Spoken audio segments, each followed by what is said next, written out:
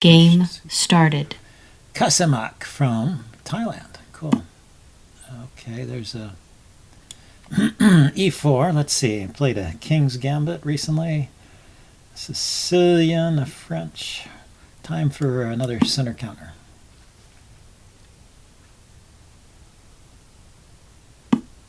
Okay, taking is normal. Then I try and recapture it with the knight. And he defends it with a pawn. That's not good, actually. So this is a gambit here. If he takes, I get easy development here. And he's got a weak square on d4, which is hard to do anything about. I'm going to put a bishop on c4 soon. And just try and pressure the f2 pawn. Put a bishop on c5. And pressure the f2 pawn. That's the plan. Yeah, and so this is kind of normal. I have to play, don't have to, e5. Just continuing to lock down on this d4 square. And bishop. So e5 and bishop c5 is the plan, and then maybe knight to g4. So he stops that knight g4 idea with the move f3. But that is a very weakening kind of move. Now he can never castle kingside.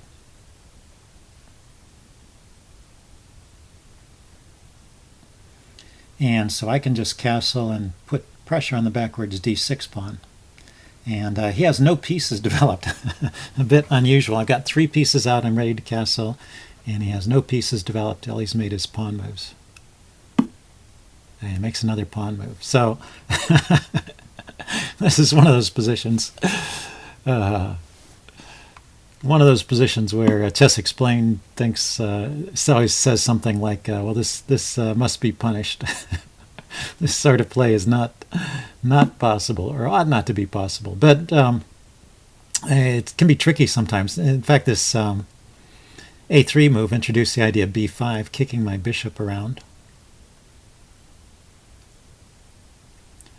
So what happens if I play queen b6 here, threatening bishop to f2? He can play the move b4. So let's play a5 and stop the move b4. There is a point at which you have to sometimes deal with your opponent's pawn moves, even if he's in theory played badly and made nothing but pawn moves. You can't let yourself get steamrolled off the board. You have to be sure to claim space for your pieces. So he's defended the second rank. Queen b3, however, does threaten to actually just take that knight on g1.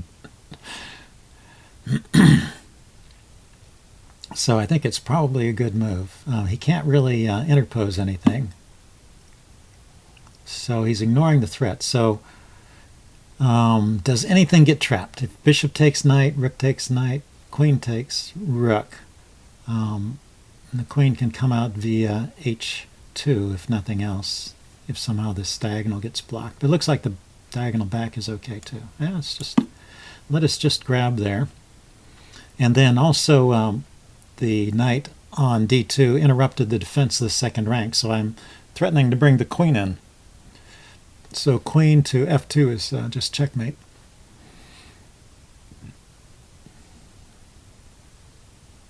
So I don't want to celebrate prematurely, but I think maybe this is an example. Yeah, definitely. This is an example of how to punish incorrect behavior. Checkmate. Okay, a short game, but kind of fun. I think I will upload this and do a post-mortem as usual. See you guys later. Bye. Incoming challenge. I'm going to accept the challenge. Game started. But we'll see how this one goes. So, French defense, e6.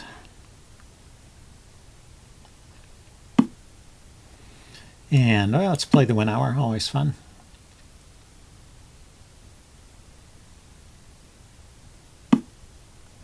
Takes. That's not usually as much fun, although it's okay. Aha, another weakening pawn moves. He just has a real fondness for those. It's dangerous to move the f-pawn so early. Queen to h5 immediately doesn't work because he can block with the pawn. and I don't have any clever sacrifices on G6 there, at least not yet.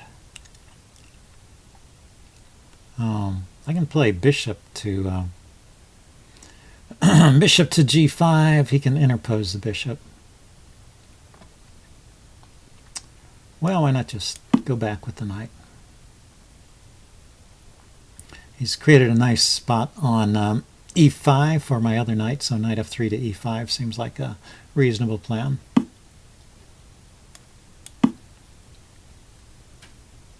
More pawn moves. So I've got 2 pieces out, and he has nothing but pawn moves. I think he likes his pawns, this guy.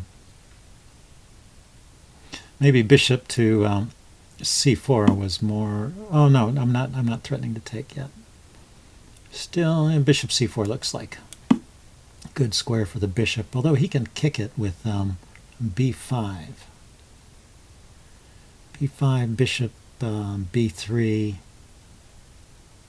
B5, B4, hitting the knight. Okay, but he's put a bishop on B4, so that's not possible. So I'm just going to castle. If he wants to mess up my pawns over here, that's okay. I get the bishop, and that's probably good for me. Then my plan is to put a rook on the E file and just take this pawn on E6 if he lets me. But he can castle here.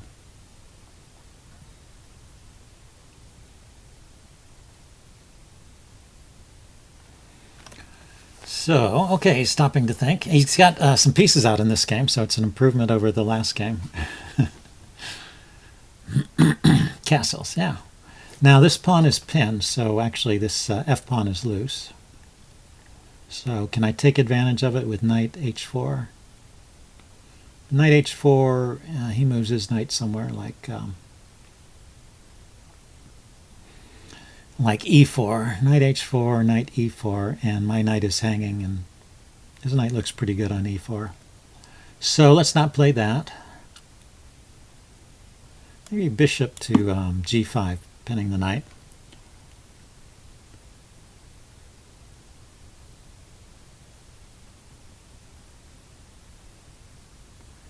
And now, because this knight has a couple good squares, these light squares are good for that guy. So that's some reason why he might want to take my knight. Bishop takes c3, and then try and get his knight to one of these good light squares. It's a possibility. Okay, the queen has moved off the d file. It's looking at some of these dark squares. Oh, it's unpinning the knight, so now the knight can move.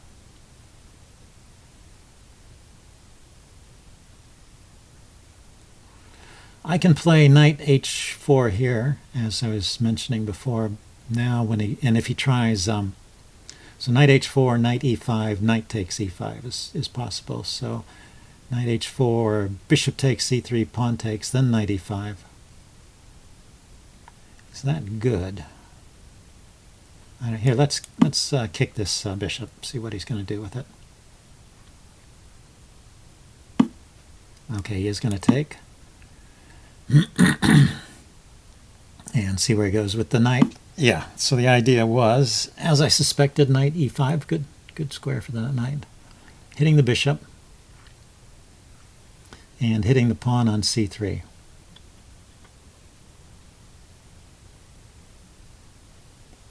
So do I want to defend? I guess I want to defend. I was thinking, well, I could just I could have defended with the queen, but then knight takes is possible, and he could take my bishop. But he can take my bishop here. Yeah, probably was not played the best way. Okay, but now rook e1 can be played without fear of punishment. And knight, yeah, let's get rook e1 in. Knight h4 is still an idea. Knight h4 to f5. And pawn is actually pinned in 2 directions. It's pinned against the king, and it's also pinned against the rook, because the rook is not defended on e1. And he traded off the pieces that he had developed. So now I've got 2 pieces out, and he's just got his queen and his rook playing actively at the moment. So let's try this knight h4 trick, see what he does. This e6 point is adequately defended, although I could triple on it. I could play rook to e4, and rook to e5 rather, and the other rook to e1, and even put a queen on the e file. So I can increase the pressure on the e pawn, but I'm just trying a simple tactical trick to see how he responds. Oh, he defends. Okay. And let's just leave the knight there. He's not threatening to take it or anything. So let's just double on the e file and then maybe even triple. He's got 3 defenders of this pawn. Oh, he can play knight to d7. Knight d7 is probably good. Because even though it interrupts the defense of the e pawn by the bishop, but he's still got a queen and a rook on it, so I don't have, after knight d2, I don't have rook takes e6. Rook takes e6. Maybe I do. Knight d7, rook takes e6, rook takes e6. He's not going to take with the queen, and now the rook is pinned, so I have rook to e1. Then he could move the knight out of the way.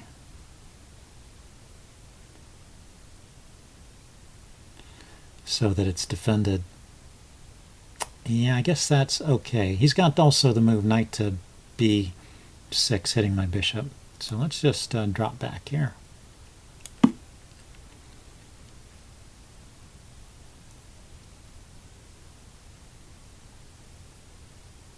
If he ever plays pawn to g5 hitting my knight, I also have knight to knight takes f5 in that case. So what have I got here? Aha, his knight is going to come into these squares again. Here, how about if I play f6?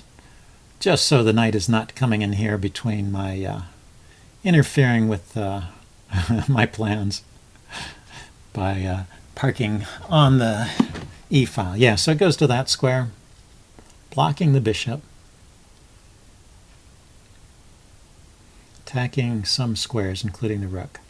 I could take it off, but let's, I could take it off with the bishop. But I think I would like to get more pressure on the center here first. He wants to trade, huh?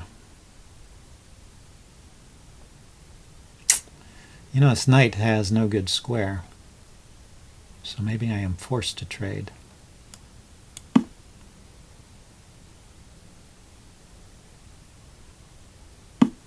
Yeah, okay, so I'm actually losing here.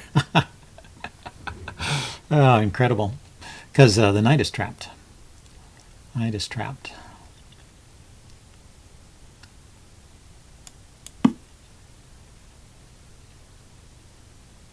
Well, okay, maybe I'm not losing. So if he plays g5, I have g6, g3. He plays g5, I play g3. He takes the knight, I take a knight. He didn't play that. Okay, I need to give my knight a escape square and chase his knight away. Don't want it standing there. And go back to, wow. Sorry, there's a problem. I want to defend c3 here. I don't want to give up that pawn. Not for nothing. I might give it up, but I would only give it up for something.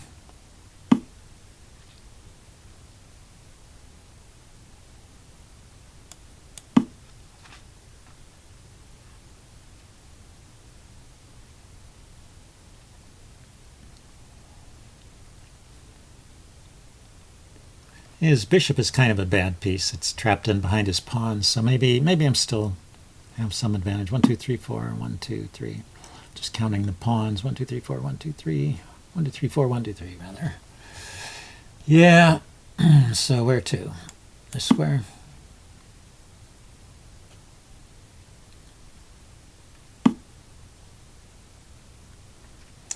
Well, if he keeps pushing my bishop around, he'll end up with all his pawns on light squares. But I might end up with a bad bishop, actually. But I guess I can try and break out with the move c4 here. Say if he plays a5, a4, kicking my bishop back to a2. It looks like the bishop has no squares at all, but then I can play c4. And if the knight moves, then I can take a pawn, and that will open up this diagonal again. Maybe c4 here is a move.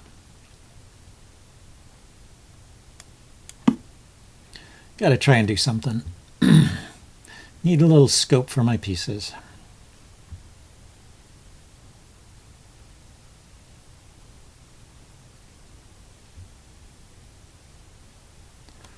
Okay, what's his idea here? Knight here, knight here, knight here, knight here. So no good moves for the knight, so he has to take.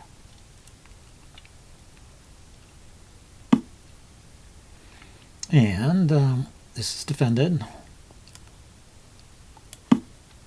So we got to drop back again. And again, I don't mind this move. The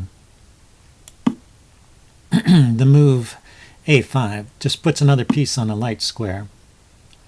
And now the knight cannot come into any of these squares. I'm controlling all of them. So the knight has to go back once again. And the bishop is controlling c4. Okay, and his bishop is still stuck behind a pawn here. So I could push on with c5, but that would give him this good square again for his a good square for his knight. So let's instead pile up on e6.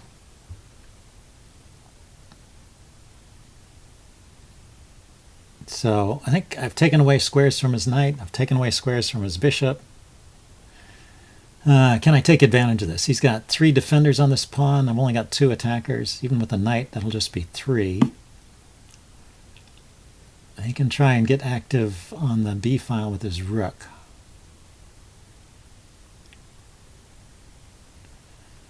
But I am thinking, well, you know, I can't actually play that. Can I play d5 here? d5, pawn takes, pawn takes, pawn takes. And I can take the rook and distract the bishop, but it's all adequately defended. So I need a knight maneuver or something like that. Knight here.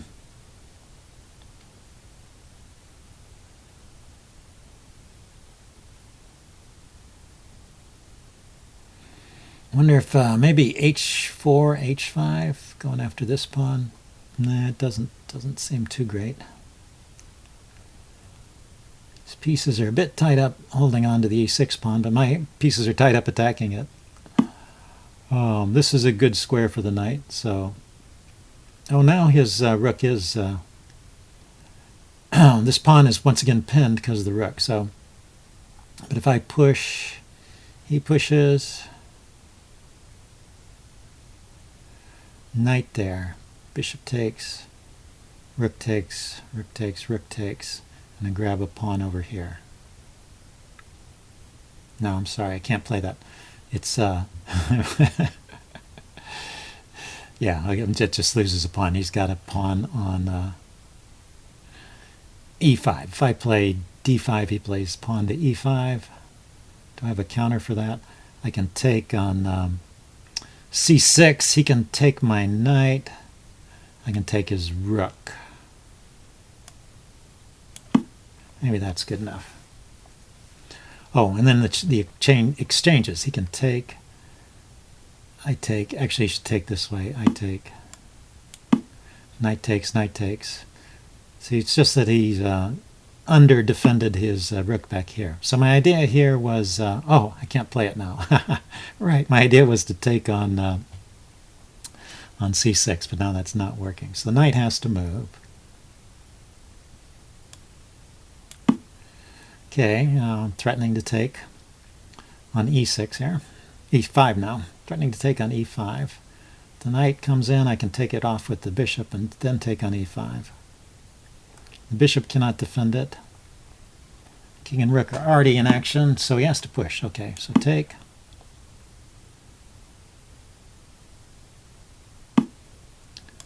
take, and then finally, well, he's got bishop here at the end of all this, but I can take the rook. Okay, rook takes, bishop here, and I drop back and defend the knight. Bishop to f5, hitting the rook, and I have to defend the knight. So, and then this pawn is still defended, so I gathered an extra pawn after much effort and after a crazy amount of bad play by my opponent. So now I have knight to b4, defending the pawn. Maybe I can breathe a sigh of relief. This is a very strong pawn as we get towards the end game. It's passed, and his king is cut off right now from getting in front of it. So this again should be, knock on wood, should be a winning advantage.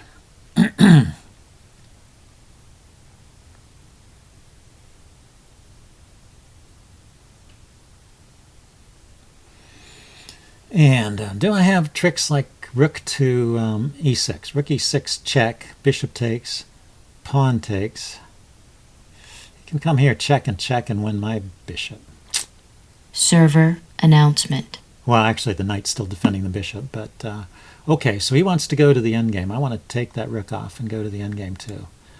It'll be easier for me to get my king in. It's easier for him to get his king over too, but I think I can get there in time and adequately defend that pawn.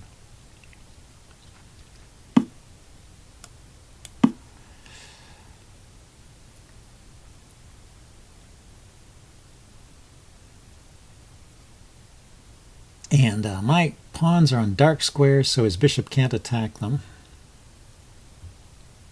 He could continue to bring his king in. It could get as far as the square c5 or e5. But let's go here with the king.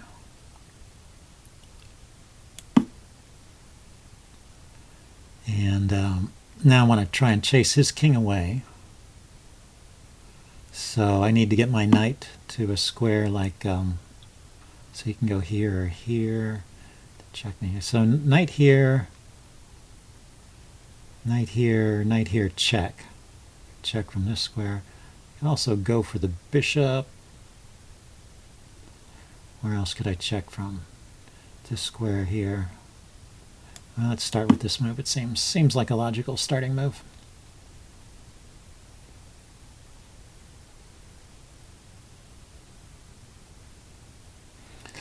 So if knight here, check. Oh, he wants to go there. Okay, so his idea, let's see if this is correct. He's saying that if I go back, he can take the pawn. Oh, if I take his knight, he takes. I play my king here, and he takes the pawn. I think I scoop up this pawn.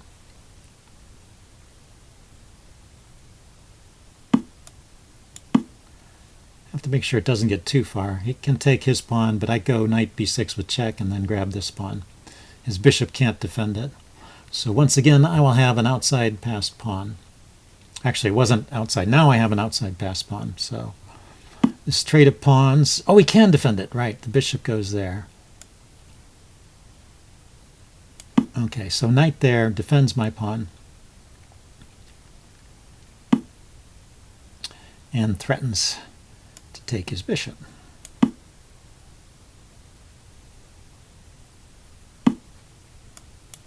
And now this is a winning king and pawn endgame. He can grab that pawn, right? And draw offered. No, this is not a draw. Silly boy. Where do you think you're going with your king? Okay, he wants to waste a few moves. We can do that.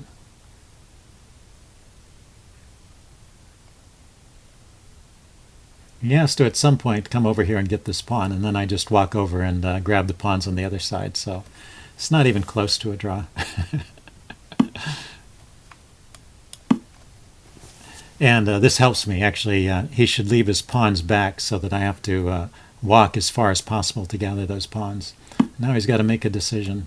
And having made the decision, I don't even need to move this pawn because he can't block my king. He's got to always move aside once his pawns become blocked.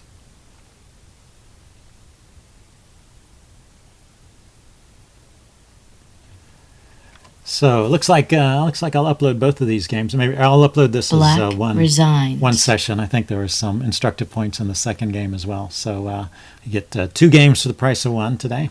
See you guys later. Bye.